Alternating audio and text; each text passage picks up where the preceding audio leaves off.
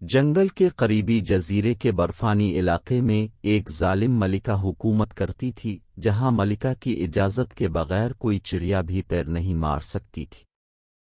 جنگل کے قریبی جزیرے کے برفانی علاقے میں ایک ظالم ملکہ حکومت کرتی تھی، جہاں ملکہ کی اجازت کے بغیر کوئی چڑیا بھی پیر نہیں مار سکتی تھی۔ وہ ہر کام اپنے طریقے اور راب سے کروانے کی عادی تھی، مگر یہ ملکہ اب تک اولاد سے محروم تھی۔ یہ شاید اس کی بد نصیبی تھی یا پھر رعایا کی بد دعا کہ ملکہ اتنے عرصہ تک صاحب اولاد نہ ہو سکی۔ پھر ایک روز ایسی انہونی ہوئی کہ کسی کو اس پر یقین نہیں آیا۔ ملکہ کے ہاں ایک خوبصورت سی نرم پھولے پھولے گالوں والی گڑیا نے جنم لیا، جو اتنی خوبصورت تھی کہ جو بھی اسے دیکھتا ہی رہ جاتا۔ ملکہ نے اس کا نام شہر بانو رکھا۔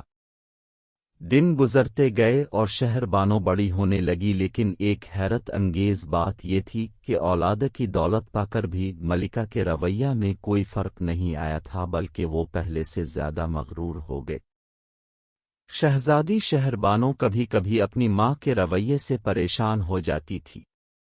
وہ سمجھتی تھی کہ سب انسان برابر ہوتے ہیں اور ان میں کوئی اونچ نیچ نہیں ہوتی۔ رعایا بھی اپنی شہزادی شہربانوں سے بہت پیار کرتی تھی۔ ایک روز شہزادی نے اپنی ظالم ماں کو سبق سکھانے کا سوچا، اور پھر اس نے برفانی جزیرے میں برف کا مصنوعی طوفان پیدا کرنے کا فیصلہ کیا تاکہ ملکہ تمام چیزوں سے محروم ہو جائے اور اس میں بھی محرومی کا احساس پیدا ہو۔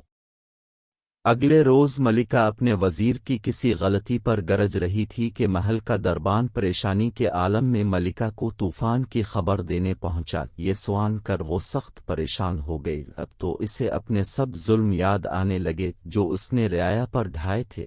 الفادر طوفان بڑھتے بڑھتے محل کے دروازے تک پہنچ گیا تو ملکہ اپنے رویوں پر لوگوں سے معافی مانگنے لگی اور آئندہ کسی پر ظلم نہ کرنے کا عہد کیا۔ شہزادی شہر بانو نے جب یہ دیکھا تو اس نے مصنوعی طوفان کو ختم کر دیا۔ پھر اس جزیرے پر لوگ ہنسی خوشی رہنے لگے۔ کہتے ہیں وہاں برف کی منجمد زندگی بھی خوشحال دکھائی دیتی ہے اور ہر تنگی میں بھی آسانی نظر آتی ہے۔